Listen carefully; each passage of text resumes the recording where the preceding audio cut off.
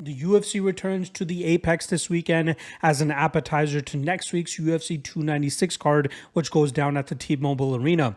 However, we have bantamweights that have business to settle this weekend, as we have Song Yadong looking to continue his momentum from his victory over Ricky Simon earlier this year in a main event slot, as he takes on Chris Gutierrez, who is looking to continue momentum of his own after a punishing performance of Haile Elatang earlier this year.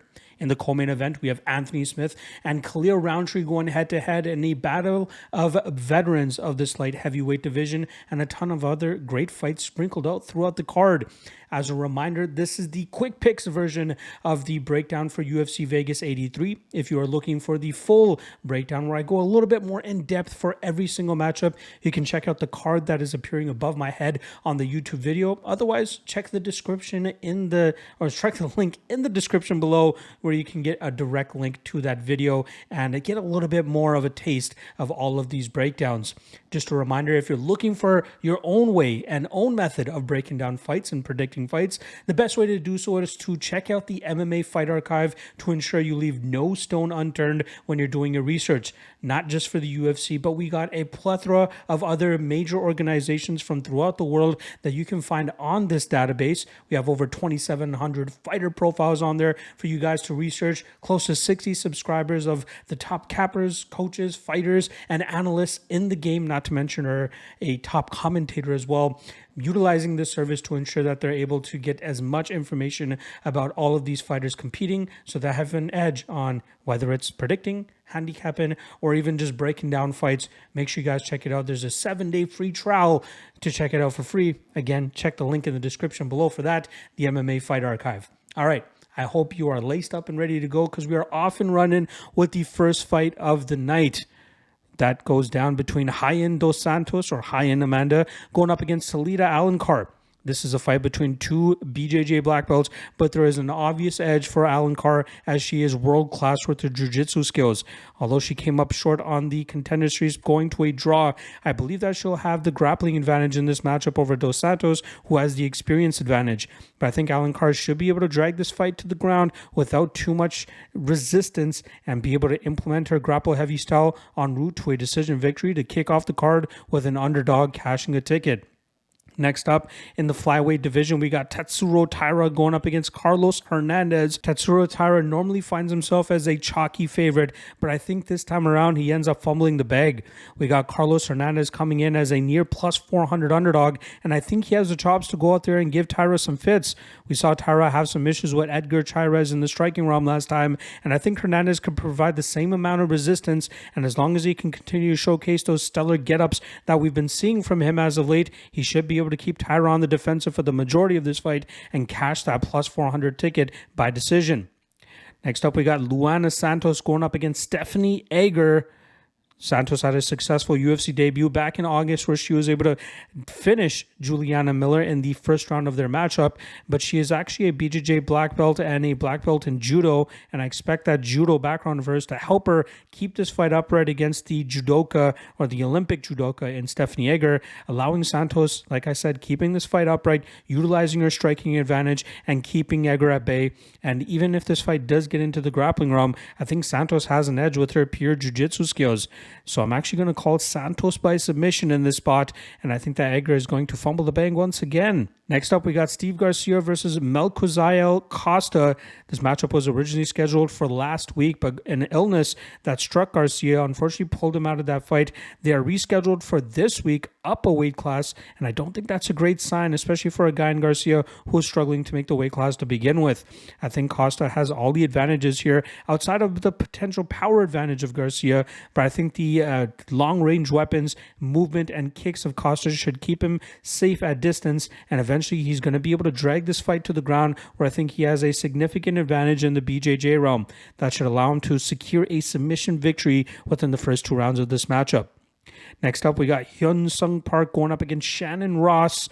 Park obviously coming off the Road to UFC show from earlier this year as the finalist and champion, obviously coming in with an 8-0 record. He is probably one of the brightest Korean prospects that we currently have on the roster.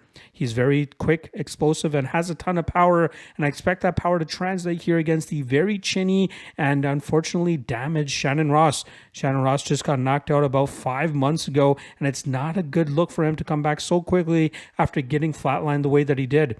I expect Park to throw and counter against Shannon Ross, and I think one of those big shots will end up landing, putting Ross out once again, allowing Park to pick up this victory by knockout. Next up, we got Kenan Song going up against Kevin Jousset.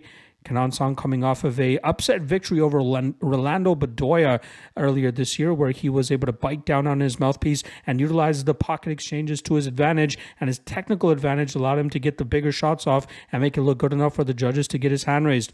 Unfortunately for him, he's going up against Kevin Jousset here, who is a solid kickboxer in his own right and may even have a technical advantage in that aspect.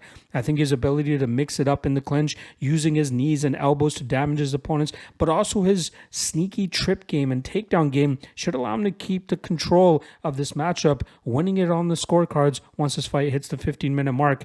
Give me Jousset, and Jousset by decision. Next up, we got Junyoung Park, the Iron Turtle, going up against Andre Muniz. We got Park streaking right now, currently on a 4-fight winning streak, 7-2 with the promotion as well. He is known for his pace, pressure, and ability to break guys from that top position, exactly what he was able to do against Albert Duraev last time around. I think that he'll be able to deal with the BJJ black belt that is Andre Muniz, and he should be able to stay safe in the early going of this matchup while putting pressure and a pace on Muniz that Muniz will not be able to keep up with. As we saw in Muniz's last 2 fights, he does end up breaking and giving up finishes in the second and third rounds. I'm looking for a similar situation to transpire here, as Park should go out there and finish this fight in the 3rd round. Next up, we got Nasrat Haqparast going up against Jamie Mullarkey. Haqparast is riding a 2-fight winning streak, and both of those wins have come by decision. He likes to go out there and throw in the pocket, and even though it looks like he's landing with a significant amount of power, he's only translated to 1 knockout victory through his UFC career thus far. But I think that changes for him this weekend, as he should be able to add another knockout to his record as he takes on Jamie Mullarkey, who has been knocked out in his past couple of losses. He's coming off of a decision victory over John McDessie last time around, which I believe was not really deserving of a victory, if I'm being honest. But I think that Haqparast provides enough resistance in the striking realm and a good enough takedown defense game that should Mullarkey look to take this to the ground, Haqparast should be able to keep it upright, utilize his striking advantage, and find a knockout by the 2nd round. Next up, we got a bantamweight matchup between flyweights here, as Sumudaerji was actually scheduled to fight Alan Nascimento, but Nascimento pulled out, and in stepped Tim Elliott to save this matchup. Sumudaerji was riding a 3-fight winning streak before running into Matt Schnell last year, and he ended up getting submitted that night. Tim Elliott is the flyweight leader in takedowns, and I think that's going to be very important for him in this matchup, as Sumudaerji might have the technical striking advantage, but I believe the awkward style of Tim Elliott will allow him to stay away from the brunt of the shots from Sumudaerji and eventually change levels, take this fight to the ground, and utilize his grapple-heavy approach.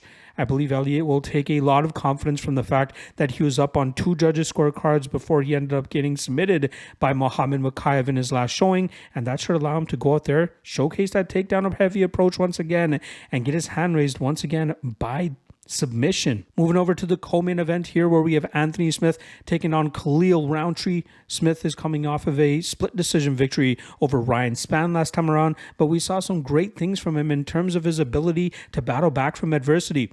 Normally he goes out there, and if he's unable to get the pace and dictate the pace of the fight right off the bat, he normally falls behind the 8 ball and allows his opponents to start taking over. Luckily for him, I think he has the chops to go out there and stand toe-to-toe with Khalil Rountree early, making Khalil believe that Smith is not going anywhere. And as this fight starts to go down the stretch, I think that we'll see Smith mix up the game well enough here to give Khalil some trouble, and I think that should allow him to go out there and cash a plus 200 underdog ticket. Give me Anthony Smith by decision.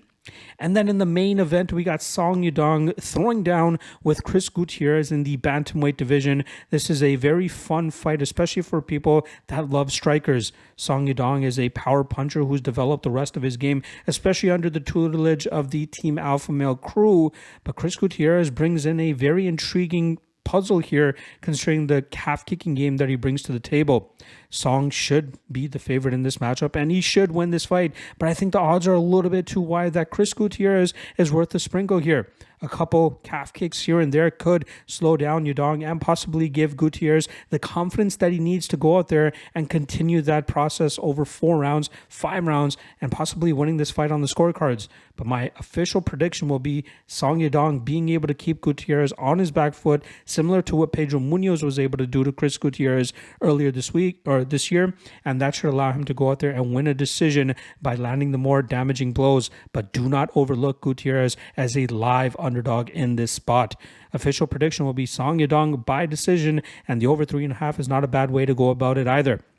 And there you guys go. Quick pick breakdowns here for the UFC Vegas 83 card. Again, if you want the full breakdown, in-depth breakdown for these matchups, check out the MMA Logcast, which I dropped earlier this week. Also, if you're looking for PFL Europe breakdowns, which goes down on Friday, I have all those written breakdowns for you guys on the MMA Lock of the Night Patreon page, strictly on the Patreon page. Written breakdowns for all 13 matchups, best bet, best prediction, best prop, and best hedge for every single matchup. Check the link in the description below for that. Otherwise, I'll see you guys later this week for more great content on UFC Vegas 83. Peace.